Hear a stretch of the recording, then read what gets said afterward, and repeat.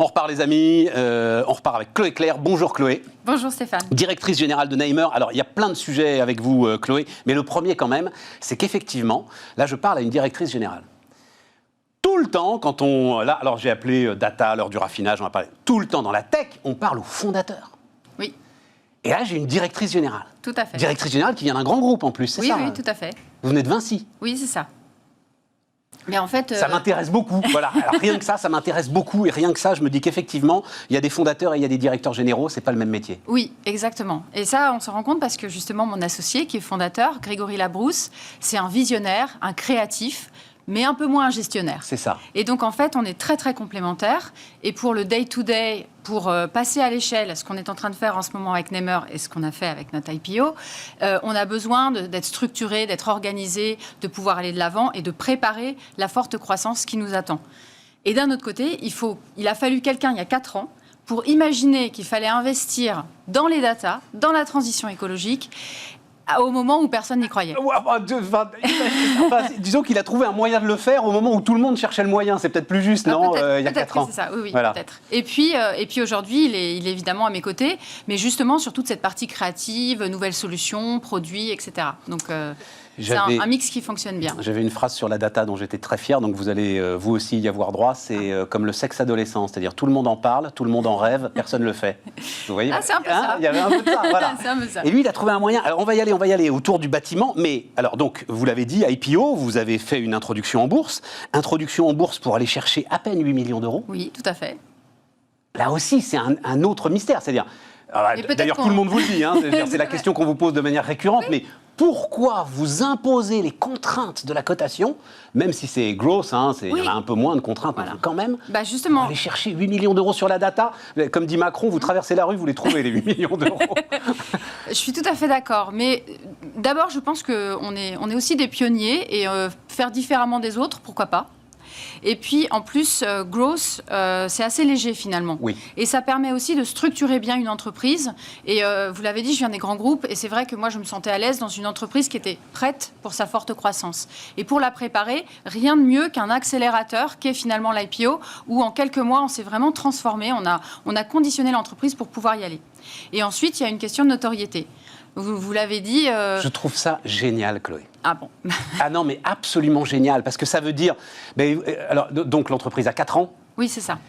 Ça veut dire que en fait, vous vous mettez sous l'œil public, et c'est sans doute la plus belle protection contre les délires qui pourraient vous saisir. Si jamais, à un moment, j'en sais rien, vous aviez des projets... compliqué en fait à rentabiliser, enfin des choses comme ça. Oui, tout à fait. Non, en plus, aujourd'hui, on a quand même assis notre tech, donc on sait où on va, on a des grands comptes, des clients, mais ce qu'on doit asseoir, c'est la notoriété. Et vraiment, c'est important parce que l'IPO, c'est mieux qu'un petit article qui dit un tel a levé 8 millions avec tel fonds. On est bien plus visible, alors qu'à notre échelle, finalement, regardez, je suis sur votre plateau, voilà. Je m'incline, et vous êtes, et je suis très franc, vous êtes sur le plateau pour ça. Voilà. On m'aurait dit, c'est une boîte qui fait de la data dans le bâtiment. Bon, d'accord, quoi. Ils sont rentrés en bourse, ils ont fait plus 22% à l'ouverture. Voilà. Une semaine un peu difficile pour les autres IPO, donc on était un peu comme ça. Mais oui, c'est ça en plus. Ouais. Non, il y en a qui ont fait la une de la presse, ça s'est très très mal passé. Ouais. Et vous, tranquille, hop. Il y avait une forte demande. Je pense qu'en plus, on est sur de la transition écologique. Donc, évidemment, ça parle à beaucoup de gens.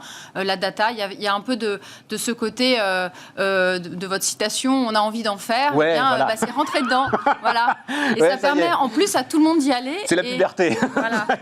Et il y a autre chose. Quand on est justement directrice générale d'une entreprise qui rentre en IPO, on a des messages de gens qui vous disent « j'ai investi, je crois en votre entreprise que je ne connaissais pas ». Et sur LinkedIn, j'ai plein de messages comme ça. Et je trouve que, en fait, en se réveillant le matin, c'est encore plus sympa d'avoir ça. Ouais, mais oui, il y a un gros sac à dos là quand même. Et voilà, c'est ça. Ah, ça vient avec le sac à dos. Mais la motivation, c'est quand même très important. Vous auriez pu lever 19 millions d'euros, j'ai lu, tellement la demande était forte. Voilà. Et vous êtes resté quand même à 8 parce qu'en fait, il y a un petit système qui permet d'aller plus vite à 8 et d'être plus léger en termes de dossiers, justement, qui est fait pour les entreprises de notre taille. Tout est pensé, réfléchi. Ah c'est mon rôle.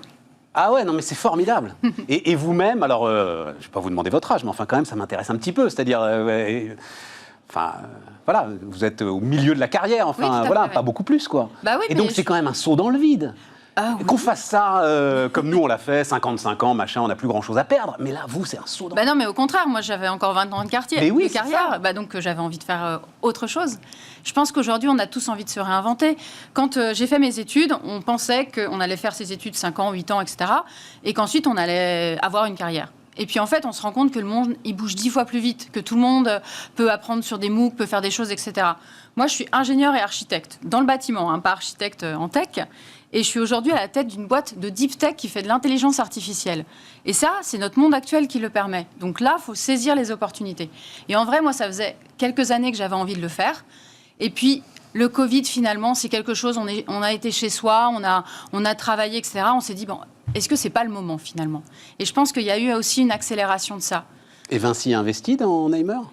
Non, parce qu'ils n'ont pas de fonds pour investir dans Neymar. Maintenant, j'ai des amis chez Vinci qui ont investi personnellement dans Neymar. Eh oui, c'est ça. Bah oui.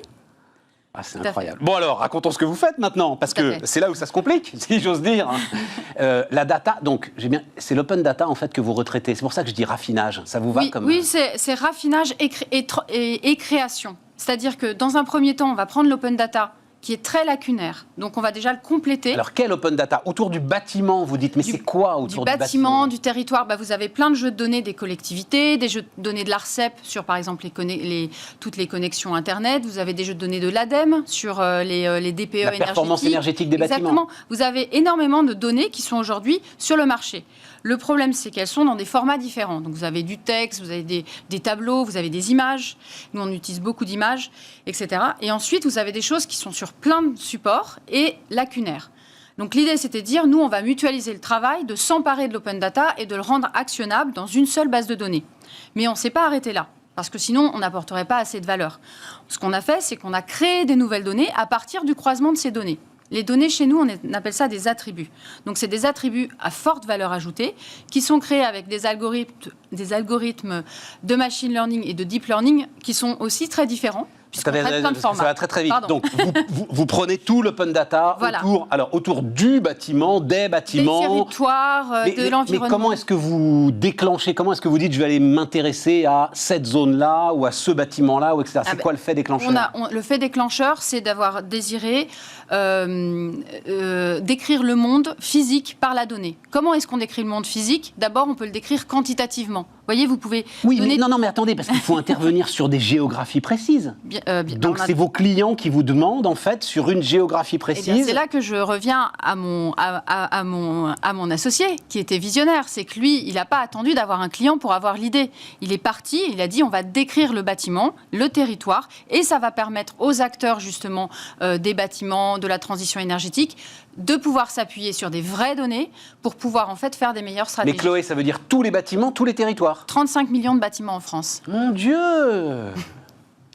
Et bientôt l'Europe, puisqu'on est là pour ça, pour l'IPO. Ce qui me fait penser à ce que fait le fondateur de Devialet sur les terres agricoles. Lui aussi est exactement dans la même démarche, qui est une sorte de démarche de bibliothèque, en fait. Tout à fait. Vous faites une immense bibliothèque. Tout à fait. Actionnable. De la data du bâtiment du monde. Tout à fait. Et pas que le bâtiment, vraiment le territoire. Le territoire. Voilà, le territoire, vous avez tous les espaces publics. Mais donc ça peut servir aux promoteurs, mais ça peut servir aux collectivités pour essayer d'organiser la circulation, j'en sais rien, pour essayer d'organiser les flux énergétiques, pour essayer d'organiser... Exactement. En fait, ça sert à toutes les parties prenantes, ce qui fait que, je reviens à la notoriété, en fait, on s'intéresse à toutes les parties prenantes du bâtiment. Donc, ça va aux assureurs, financiers, collectivités, propriétaires fonciers. Sur Vivatech, on est sur le stand d'Orange, donc ceux qui connectent les bâtiments. Tous les délégataires de services publics, des déchets, de l'eau, etc. Donc là... Notre base de clientèle est très large. Donc, et elle va des grands comptes. Attendez, on va revenir sur votre base de clientèle. Mais donc, j'ai compris. OK, open data, je prends l'ensemble de ces données, donc je les raffine et j'en fais ce que vous appelez des attributs. C'est ça? Exactement. Tout à coup, ce sont des métadonnées, quoi, d'une certaine manière. Alors, ce sont des données qui veulent dire quelque chose. Ce sont des informations qui caractérisent quantitativement, qualitativement, les bâtiments, parce que ce sont nos premiers cas d'usage, mais aussi le territoire. Mais les bâtiments, si vous voulez, vous pouvez savoir le ratio de surface végétalisée d'une parcelle, d'un bâtiment. Vous pouvez savoir quels sont les matériaux de toit. Vous pouvez savoir s'il est connecté ou pas à la fibre. Vous pouvez savoir si, dans un scénario 1,5 degré, 2 degrés ou 2,5 degrés, quel est son risque climatique, etc., etc. Donc, on a une palette. Et en fait, c'est cette palette-là qui fait la richesse de la proposition de valeur de Nemer. Si vous voulez juste 2 informations, peut-être que cette grande bibliothèque qu'on vous offre n'est pas la meilleure solution. Si vous avez besoin de plein d'informations tout de suite actionnables sur l'étagère, eh bien, vous venez chez nous. Oui, alors, pour donner un exemple, Oui. Les assureurs Oui, tout à fait. sont parmi vos premiers clients. Exactement. Donc, on a un partenariat avec un actuaire qui s'appelle Adactis et on a fait une offre qui s'appelle Smart Home Pricing for Insurance, parce qu'on vise déjà l'international. Mais non, vous avez déjà 35 millions de bâtiments. En France, il nous faut l'Europe après. Allez, continuez. Alors, je continue. Donc, en fait, ce que l'on fait, c'est d'améliorer le parcours client pour ces assureurs. Quand un nouveau client vient pour de la multirisque habitation, il faut qu'il réponde en moyenne à 20 questions. Donc, si on cherche 2-3 devis, soit on a 1 heure à passer, soit on n'a pas 1 heure. Et l'idée, c'est de capter ceux qui n'ont pas 1 heure. Et donc, en fait, il suffit de poser 2-3 questions au client, dont son adresse. Et nous, en live, pendant que l'assureur va faire le devis, il va appeler nos attributs et va dire, là, j'ai toutes ces informations sur cette habitation. Et il peut y avoir aussi des données de sécurité sur les vols dans le quartier ou des choses comme ça pour l'assureur. Exactement, qui sont parfaitement publiques. La résistance des matériaux au feu, Tout à fait. Et vous savez que, par exemple, sous-sol, habiter près d'une bretelle d'autoroute est un facteur de risque pour le vol. Et donc, nous avons, grâce à Adactis, qui a donc cette expertise métier de savoir quelles sont les caractéristiques. Et on a testé 70 attributs. Aujourd'hui, on en a une trentaine qui servent pour l'assurance, mais on en a testé 70-80. On a fait des modèles de prédiction de risque. Ils les ont faits, puisqu'ils sont actuaires. Ouais, c'est ça. Nous, on a fait les attributs. Ouais. Et on a prouvé qu'avec 25-30, on était capable de bien mieux caractériser le risque, de 20 à 40% mieux que l'assureur traditionnel. Et donc, nous, on va voir ces assureurs traditionnels et on leur dit, vous êtes aujourd'hui, vous faites un petit peu manger les pieds par ces néo-assureurs qui viennent justement d'entreprises innovantes, de machine learning, etc. Luco qui est venu là, c'est très impressionnant. Eh ben, c'est vous avez très des calculs de risque en quelques secondes. Exactement. Eh bien, en fait, nous, ce qu'on propose, c'est qu'aux assureurs traditionnels, on leur apporte le game changer de Luco. Vous allez renforcer la rente alors? Non, pas du tout. Vous étiez formidablement sympathique depuis le début. Non. Et là, voilà, sur les 30 dernières secondes, ça se dégrade. Vous allez passer moins de temps à comparer les prix de vos assureurs, puisque vous allez répondre à presque aucune question. Bon, 20 secondes, donc 35 millions de bâtiments en France. Ouais. Et l'idée, c'est quoi? C'est d'inventorier tous les bâtiments du monde développé? On part sur l'Europe, et puis après, on verra. Quelle histoire, quelle histoire, quelle histoire. Formidable.